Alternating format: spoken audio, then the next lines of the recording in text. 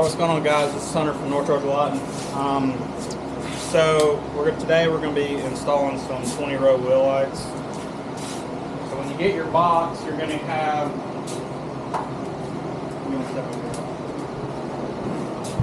So when you get your box, you're going to get all of your 5-row strips. There should be 16 strips total, and then you're going to get your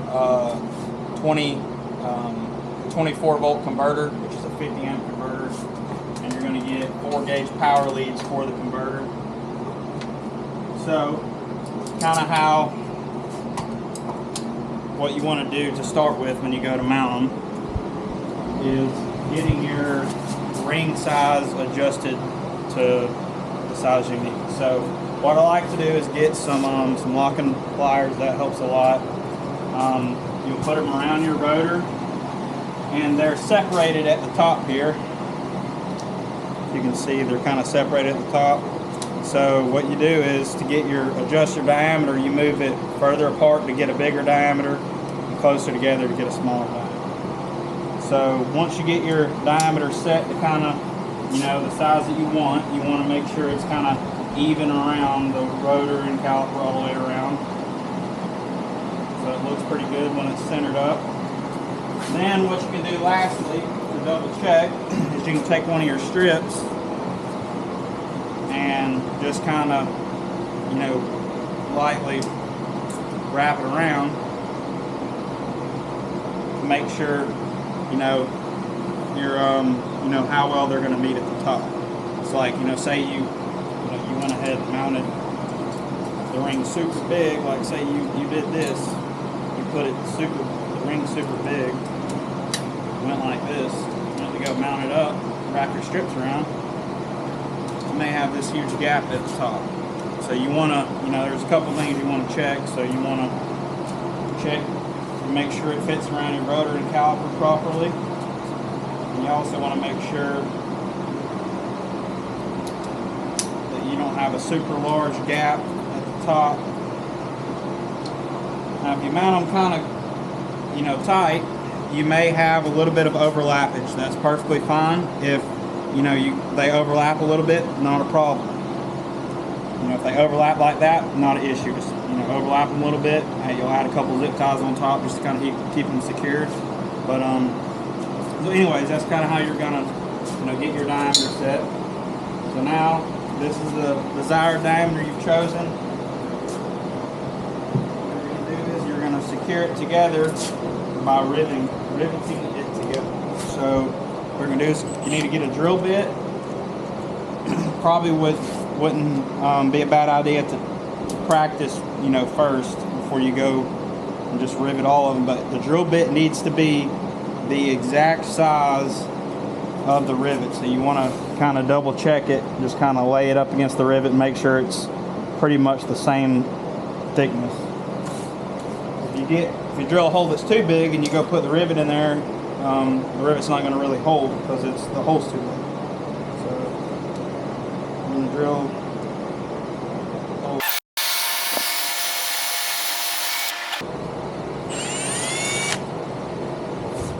You want to make sure your rivet fits properly down inside the hole. And then you're going to take a rivet gun. This is a battery-powered rivet gun. You can get a handheld one at O'Reilly's or most parts stores. You're going to screw it together like that. And we're going to move our clamp down, get another one here.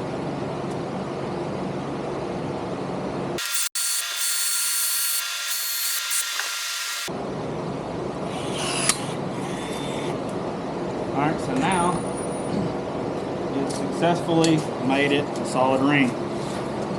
Alright, that's what we're going to use to mount to the around the rotor here. And then once you get the ring fully mounted, you're going to wrap the strips around.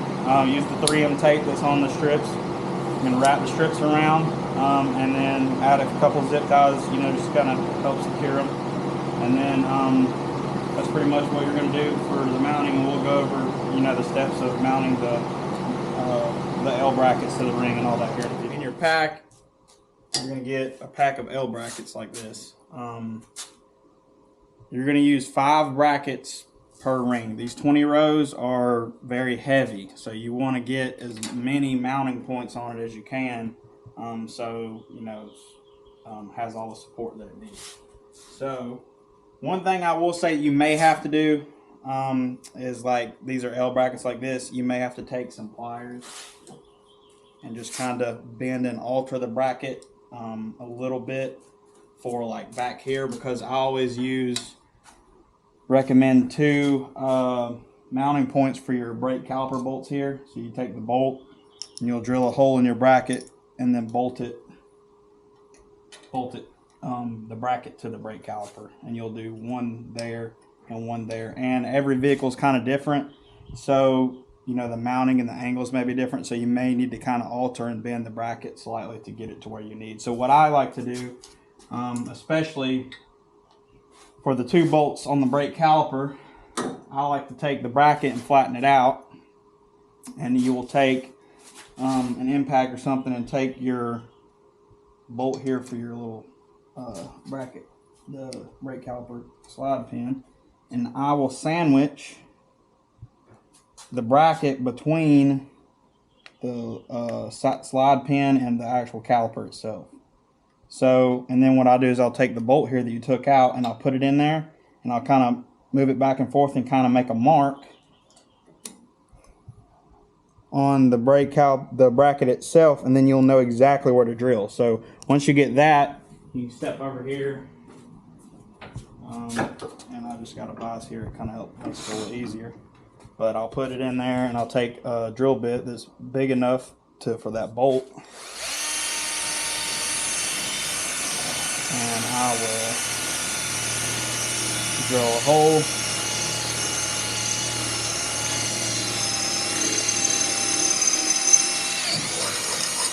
So I'll drill a hole, and then I will use,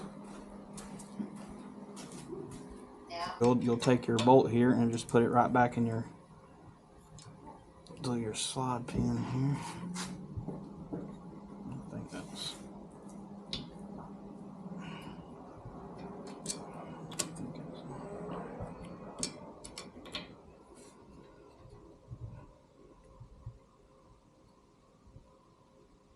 okay.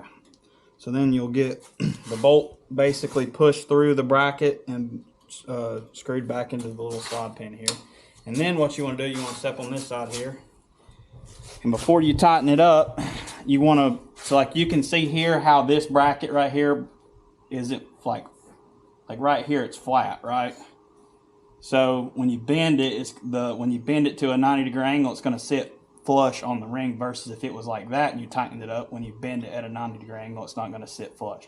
So you want to kind of hold your ring into place, just kind of eyeball it a little bit, make sure that that right there is going to be, you know, when you bend this over, it's going to sit flat with the ring. And then you're going to take your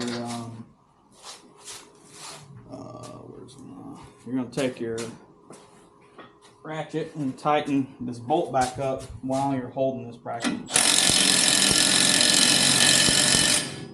Alright, so now you got your bolt tightened back up.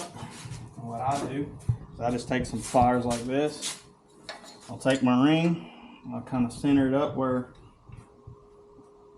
I think it needs to be. And I'll take my pliers and I'll put it about right where the ring sits on the bracket there. And I'll take it and I'll just bend it at a 90-degree angle. Okay, so now you can easily just rivet that bracket to the ring. You'll repeat that process for this mount, the top caliper bolt and the bottom caliper bolt. The next step is you want to rivet this ring to the bracket that you just put on. And to do that, it's going to take a couple different things. You're going to want to make sure that your ring is straight, not like crooked. You want to make sure the ring is straight, and you want to make sure everything's kind of centered up And you want to think ahead a little bit because you're mounting these 2 brackets now on the caliper, but in a second you're going to mount the other 3 brackets to this dust shield. Okay, now the brackets that you mount to the dust shield, those need to be riveted. Like once you do this, we'll go over it clearly in a second, but those need to be riveted in the center of the ring, not like over here, not here, not over here, in the center. And you want to get them perfectly in the center, and you can take, when the strips lay on the inside, you'll have one strip that lays right there, and you'll have another strip that lays right here over top of the bracket. So whenever you go to mount this bracket here, before you lock it down and drill your hole, you want to sit here and keep it all straight, but keep in mind these other brackets are going to mount to your dust shield and then mount to the ring. So you don't want to mount the bracket way over here, or mount the ring way over here, so your brackets here are on the edge. You want to make sure that they're all centered up. You want to make sure that dust shield ridge is, as best as you can get it, in the center of the ring. Okay, that way the brackets mount to it and the brackets mount in the center of the ring. That's the goal here. So anyways, you're going to do that, kind of get it eyeballed. Just kind of make sure it looks pretty close. And then you're going to take your pliers here and clamp the ring to that bracket. Take a drill bit and drill a hole. Oh, another thing. Every connection point that you make with a rivet, you need 2. You need 2 connection points. So I'm going to drill 2 holes here and put 2 rivets in. I'm going to drill 2 holes when I rivet the bracket to the dust shield here. I'm going to drill 2 holes in the dust shield, rivet it to the dust shield, and when I rivet the bracket that I mounted to the dust shield to the ring here, I'm going to drill 2 holes in that and put 2 rivets in there as well. So anyways, make sure this is straight, and you're just going to drill.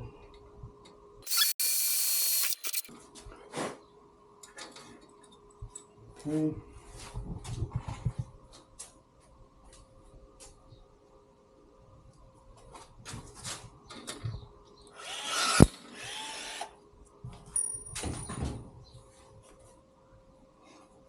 And we're going to put one more. So we're going to leave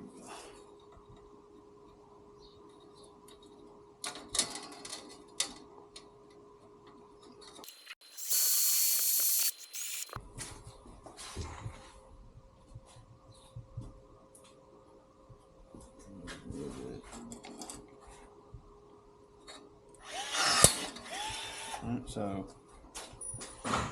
that is kind of ideally how you want to do every connection point. And you're going to repeat that exact same process for the bottom bracket bolt, caliper bolt here. And then we'll pick up in a few minutes when we're mounting the other 3 brackets of the dust shield. Okay, so now what you're going to want to do is mount the other L brackets that you have to the dust shield. And how you're going to do that is you're going to get your locking pliers ready. You're going to find the spot on the dust shield that these are going to rivet to.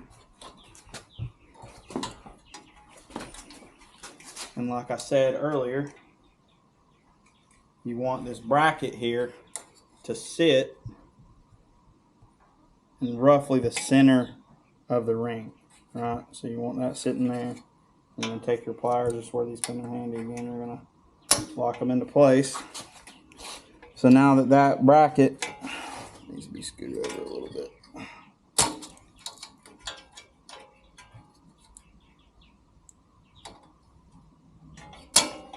Just roughly in the center of the ring there.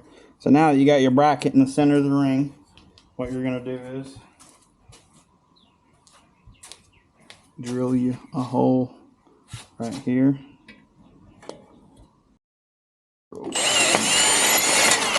Alright, so get you a hole drilled. Go ahead, line your holes up, put your rivet in, rivet it to the dust shield there. Remember, two rivets per connection point. So I'm gonna go ahead and drill one more rivet. That done.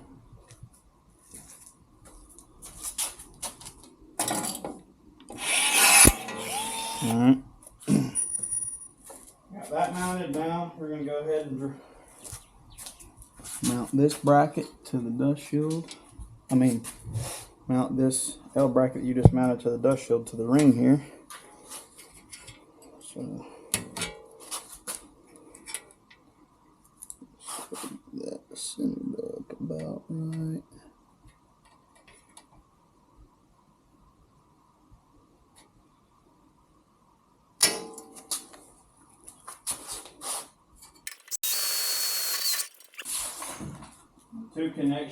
Two rivet connection points here as well.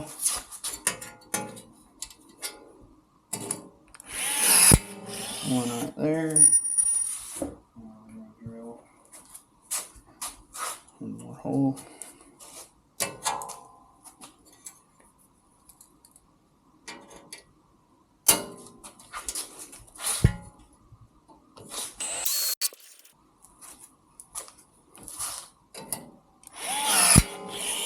So now you can see two connection points, two rivets per connection point. You can kind of come around this side, see that we got them riveted to the ring there. Now you're gonna basically duplicate this 2 more times. So put maybe one more bracket up here on top, maybe one more down here on the bottom, and then once you do that, your ring should be pretty much mounted, and then you can wrap your strips around. So now what you want to do is, you got all 3 brackets mounted here, good and sturdy. What we're going to do is we're going to stick the strips to the ring. You want to maybe wipe it off, make sure there's no dust and stuff, make sure that this 3M tape on the back of these strips adheres pretty good. So what I like to do is I always like to stick the non-wired end of the strip on first and then wrap around that way. In case you do have any overlapping, you're not overlapping over your wire, it kind of overlaps over it like that, so you can run your wires a little bit better. But that's just my opinion, you can do it however you want. But anyway, like I said, you're gonna mount your strips on right here, and you just want to kind of peel the tape off the back and get them started here.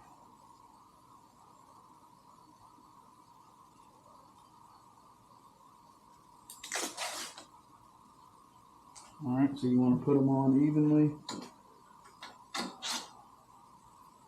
Kind of butt them up beside each other.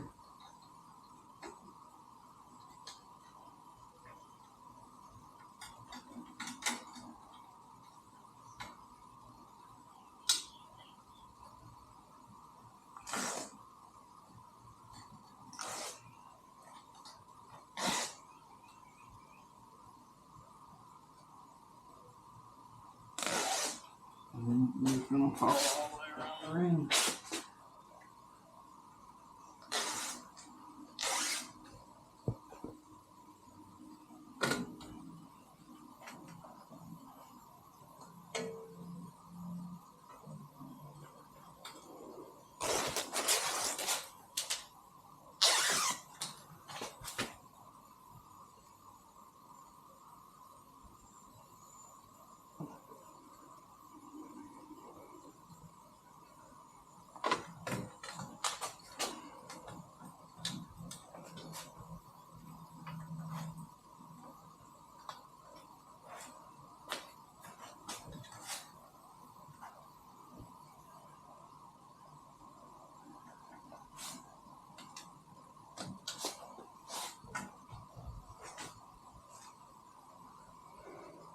Okay, so now you got your outer strips laid on.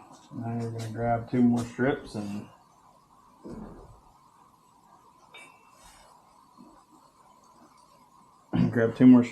lay on the inner side.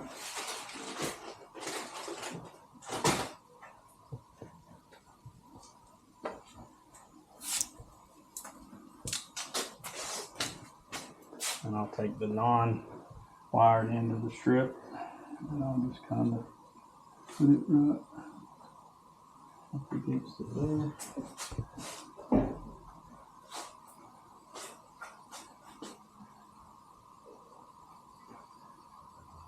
And they have a little bit of overlap in here, and that's perfectly fine. Normally the inner strips are a little bit smaller of a diameter, so the ring's a little bit smaller of a diameter on the inside, so you're going to have a little bit of overlapping. What you're going to do is just try to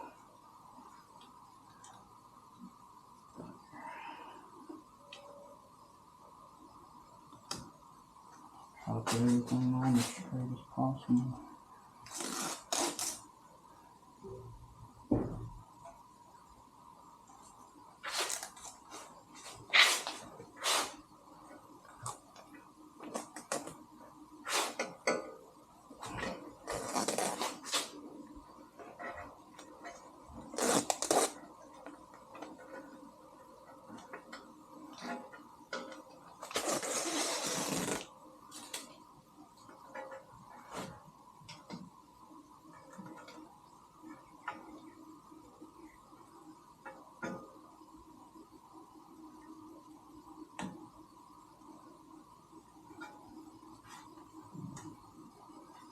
Grab the last one.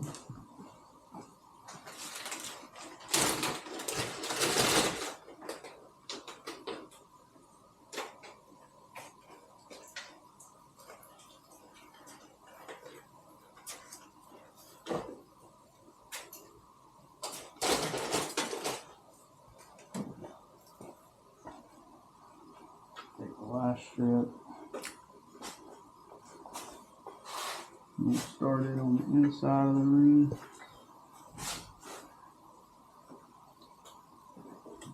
Out of your pack of brackets, you're going to get some pack of zip ties here.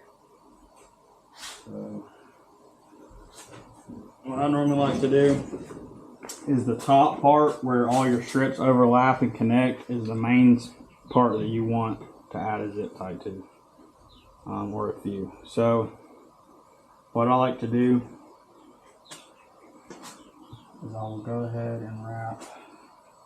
Go ahead and get your wires pulled out the side here so you can easily connect to them. Just pull them out the back here so whenever you're ready to do all your crimping, you can connect right up to them.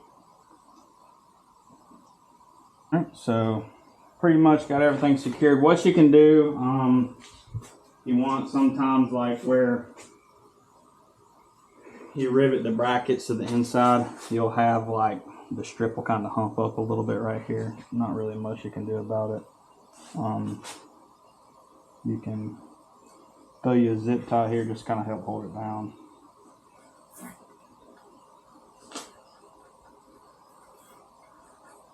I don't want it going anywhere. But then once you do that, go ahead and cut all your zip tie tails off.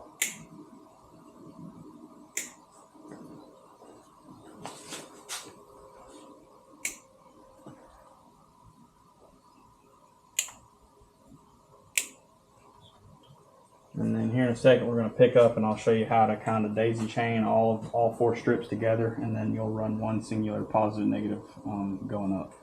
Basically, you're going to repeat this process for all four rotors. You're going to mount your ring with all 5 brackets.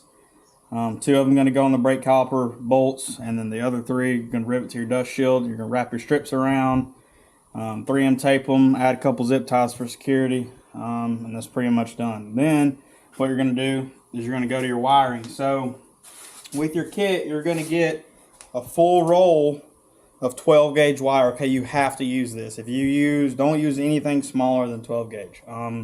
If you run out of wire, because you routed it, weird or something, and you came up short or something, and you go get more wire, make sure it's 12 gauge. It has to be 12 gauge. Okay, so what you're going to do is you should have one strand coming from each rotor going to the converter box. Okay, don't like, for example, don't run the rear ring, the two rear rings together and twist, you know, the two reds and two blacks together and run one strand up. You need to run a separate strand for each ring. They don't need to be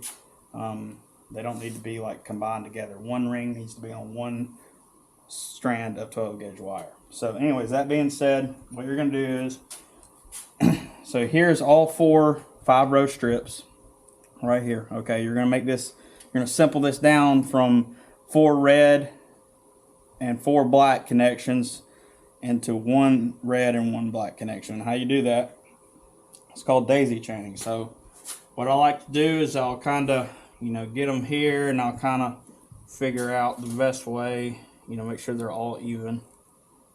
I'll pick about right there, and I'll cut them, everything even. Cut it all even, okay? Once you do that, you're going to take some wire strippers. I'm going to strip all this back.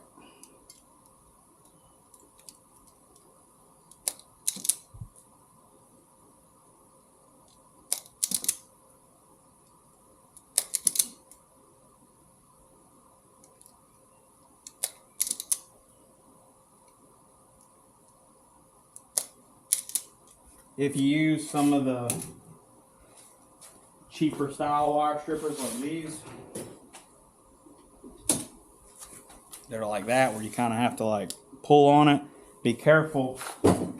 Do not pull on these wires, because this is just soldered. It's not, I mean, it's strong, but it's not strong for you to be, you know, pulling on it really hard. So just keep that in mind. Anyway, strip all those off, and now you'll kind of split them and get them sectioned off in their correct position. Okay, so now you're going to take all the reds, twist them together, take all of the black, twist it together. Now, those crimp connections there are heat shrink, so you can take a little bit extra time and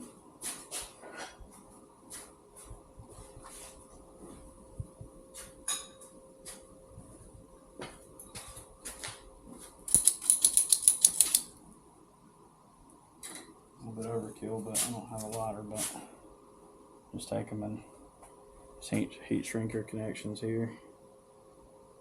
Keep them watertight.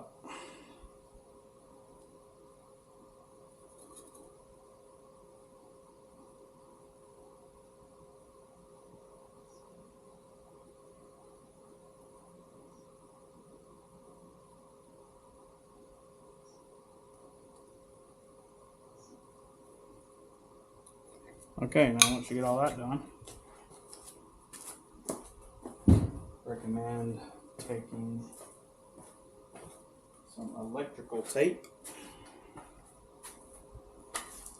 and taping it up so it looks nice and black and matches everything.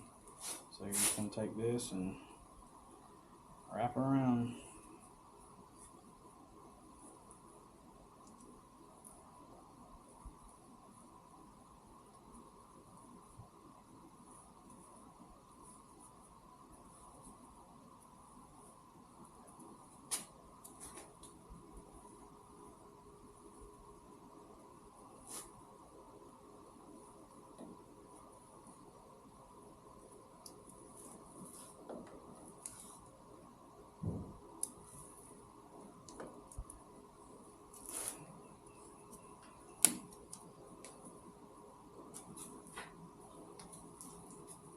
Alrighty, now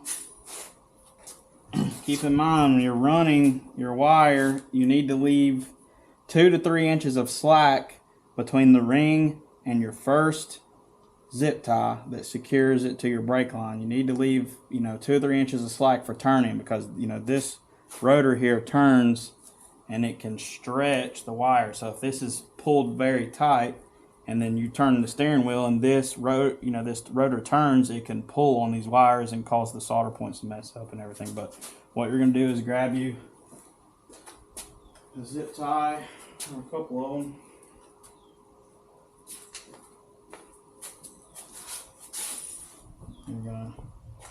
What I like to do is you see right here, I put like at least a 2-inch little section of wire just kind of loosely bundled up next to the rotor, and then I'll add a zip tie right here,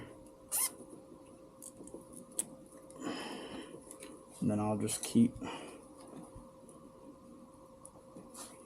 routing my wire up the brake line.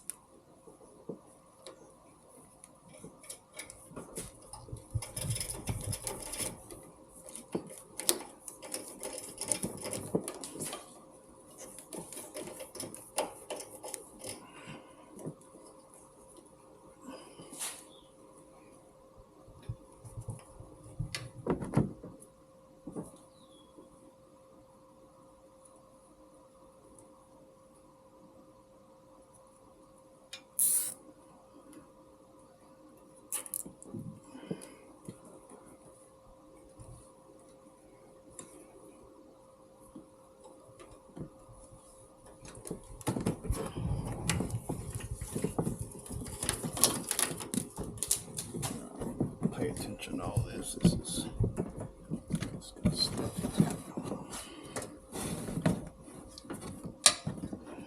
Alright, so you take your wire and just keep going up in the engine bay. Like I said, we're going to run this wire up into the engine bay and over to the passenger side. So what I'll do is I'll just take it and just kind of shove the wire up in here. We'll pull it through from the top. But anyways, you're going to get that ran up into the engine bay. Go ahead and add you another zip tie to secure it.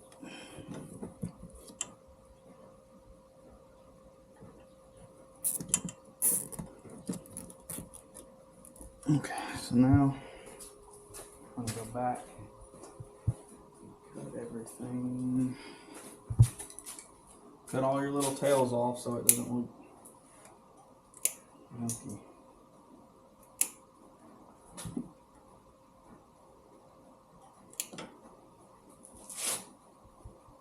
So that's a good view of how it should look when you're done here. So it should come off all your ring, have a little bit of slack and play right here between the ring and your first zip tie, and then it's going to run up your brake line, all the way up your brake line, and go all the way up into the engine bay. And that's pretty much how you're going to fully wire up one of your rings. You're going to repeat that process for the passenger side front, and then I'll pick up with you guys in the rear on how a good way to run the rear rings. Alright, so now we're on the back. We've already got both rear rings mounted here. And you can see we did them a little differently. On this truck, we couldn't use the brake caliper bolts because the bolt here was not long enough. We couldn't use mount the bracket there, so we just riveted them to the dust shield. But you can see basically how you would do it. You just want to put as many brackets riveted to the dust shield as you can, and 2 rivets per connection point. So she's pretty sturdy on there, not going anywhere. 2 rivets per connection point. You can see we rivet them all to the dust shield, and the same thing over there. So now we're just gonna now what we're gonna do is we're gonna wrap the strips around and run the 2 strands of wire all the way to the front. And we'll pick up here in a few minutes whenever we get done ready to do it.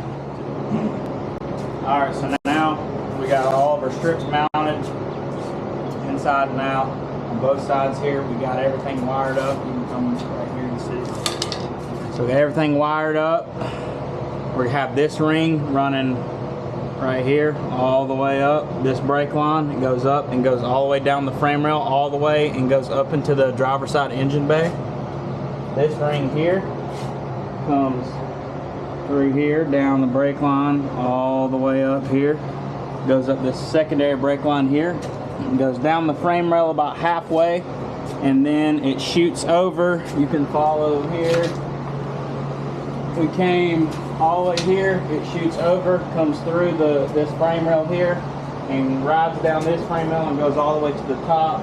On the passenger side of the engine bay, you have to excuse some of these wires. We're having to redo a lot of rock light wiring here. So, but anyways, the main power wires for the wheel lights. Driver side rear goes down the driver side frame up into the engine bay on the driver side. Passenger side rear goes across the axle, up, down the frame, over, and then up the passenger side of the frame, goes up in the passenger side of the engine bay. The goal here is everything is going to meet over on this vehicle. Your vehicle may be different, but everything is going to meet over on the passenger side of the engine bay.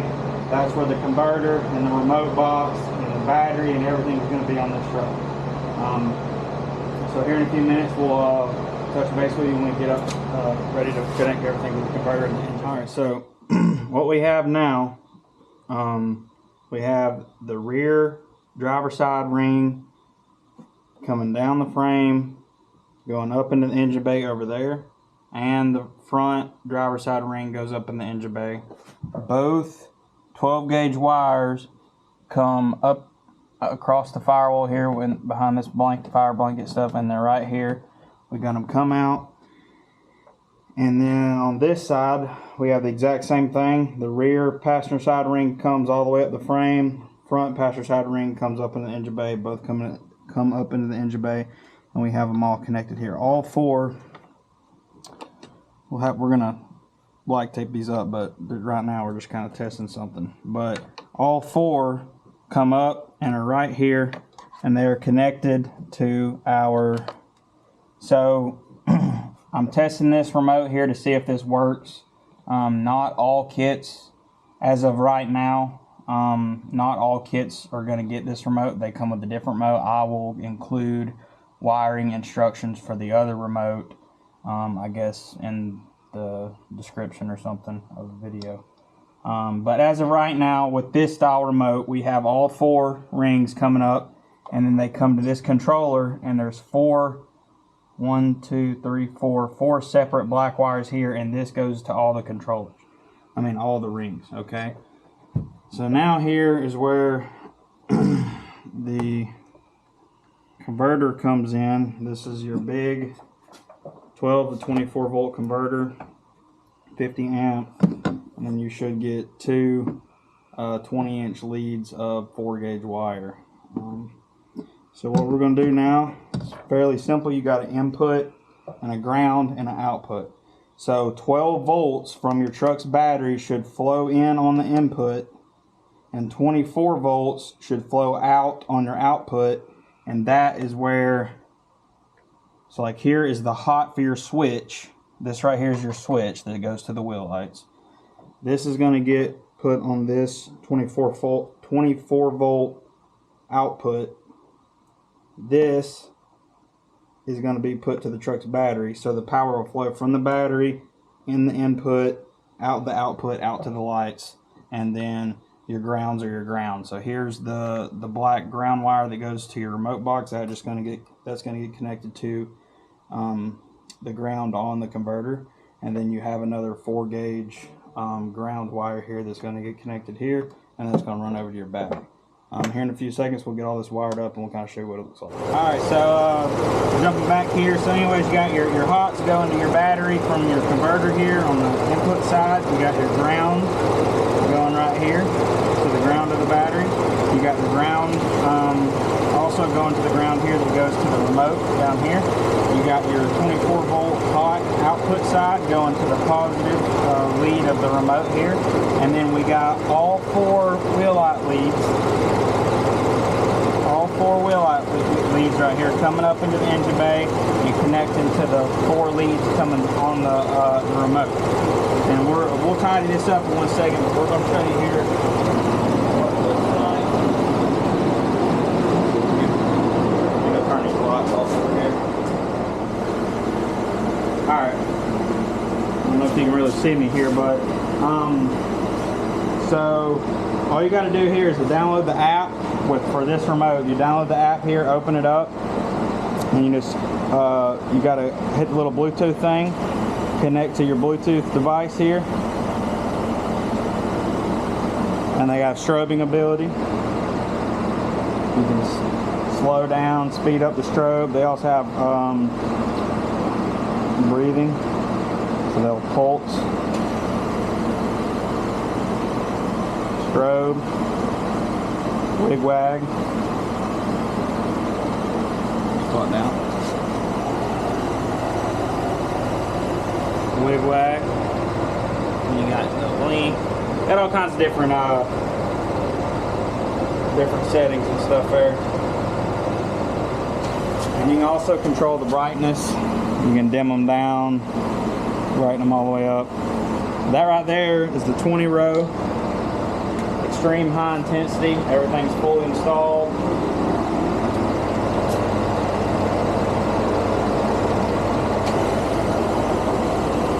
All the wires ran, everything cleaned up.